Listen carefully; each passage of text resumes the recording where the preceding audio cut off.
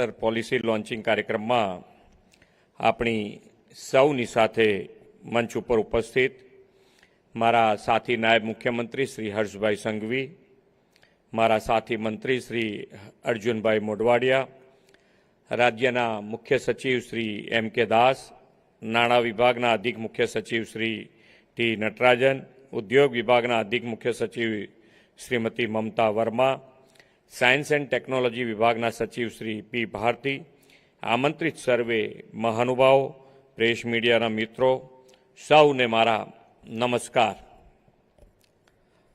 આપણે તો હર્ષભાઈએ કીધું એમ કે ભાઈ મુખ્યમંત્રી તો છે જ,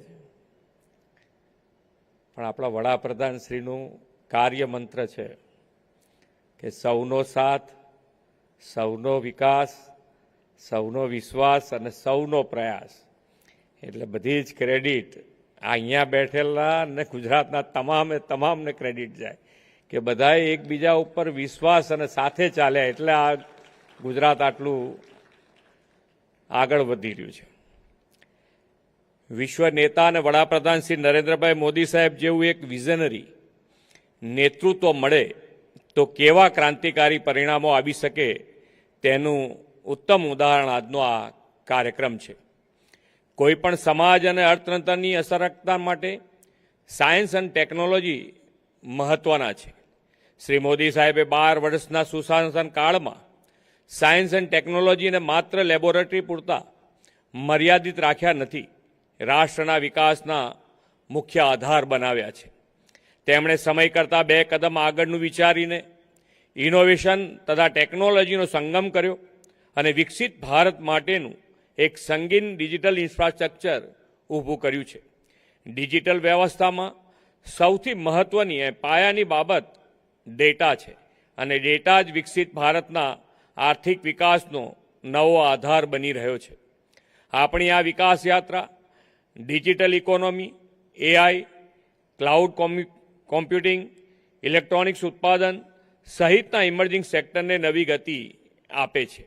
વડાપ્રધાનશ્રીના નેતૃત્વમાં ભારત વિશ્વમાં સૌથી મોટો ડેટા યુઝર અને ઉત્પાદક દેશ પૈકીનો એક બન્યો છે અને વર્લ્ડ ક્લાસ ડિજિટલ ઇન્ફ્રાસ્ટ્રક્ચર નિર્માણની અનેક તકો પણ ઊભી થઈ છે.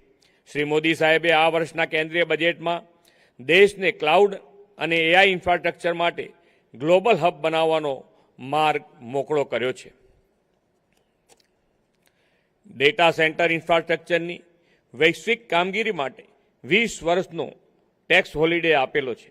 ગુજરાત તો શ્રી મોદી સાહેબના હરેક વિચારને હકીકતમાં પલટાવવામાં અગ્રેસર રહેતું આવેલું રાજ્ય છે. તેમના નેતૃત્વમાં ગુજરાત દેશની ડિજિટલ વ્યવસ્થાના મહત્વના પ્લેયર તરીકે ઉભરી રહ્યું છે. જેમ જેમ આપણે AI અને તેને આધારિત ટેકનોલોજી વિકસાવી રહ્યા છે, તેમ તેમ સ્કેલેબલ ડેટા સ્ટોરેજ ઇન્ફ્રાસ્ટ્રક્ચરની માંગ પણ વધી રહી છે. ભવિષ્યમાં ઊભી થનારી ડેટા સેન્ટર્સની માંગ અને રાજ્યમાં ડિજિટલ ઇકોનોમીને વધુ મજબૂત બનાવવાના સંકલ્પ સાથે આજે ગુજરાત ડેટા સેન્ટર પોલિસી જાહેર કરી છે. આ નીતિ નિર્માણ સાથે જોડાયેલા સૌનું હું ખૂબ અભિનંદન પાઠવું છું. આ નીતિ દ્વારા રાજ્યમાં cloud services, artificial intelligence, digital transaction, e-commerce platform, smart manufacturing system અને ડિજિટલ ગવર્નન્સ જેવી સેવાઓને વધુ સક્ષમ બનાવી શકીશું. આ નીતિ જાહેર થતાં જ ગુજરાત દેશમાં best destination for data centre બનશે તેવું મારું સ્પષ્ટ માનવું છે. શ્રી મોદી સાહેબના નેતૃત્વમાં ગુજરાતમાં વીજળી, પાણી, ગુણવત્તાયુક્ત સડકો જેવું વિશ્વ કક્ષાનું ઇન્ફ્રાસ્ટ્રક્ચર વિકસ્યું છે.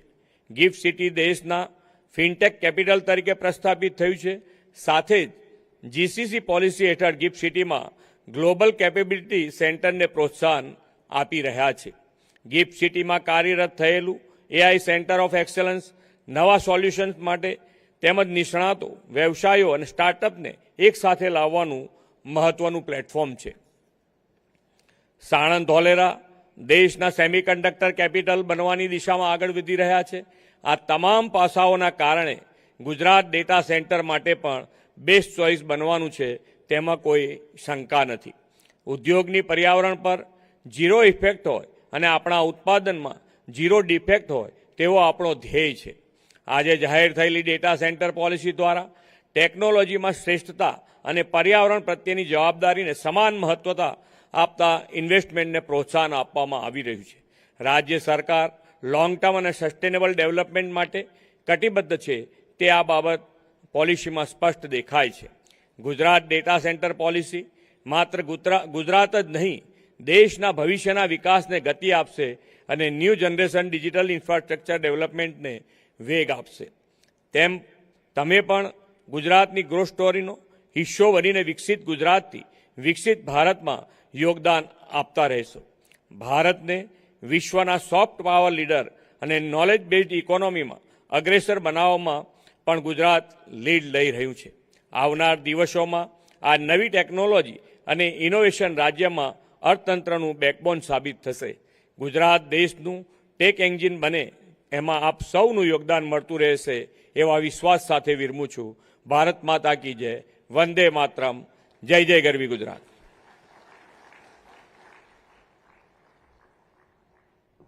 ગુજરાતના સર્વાંગી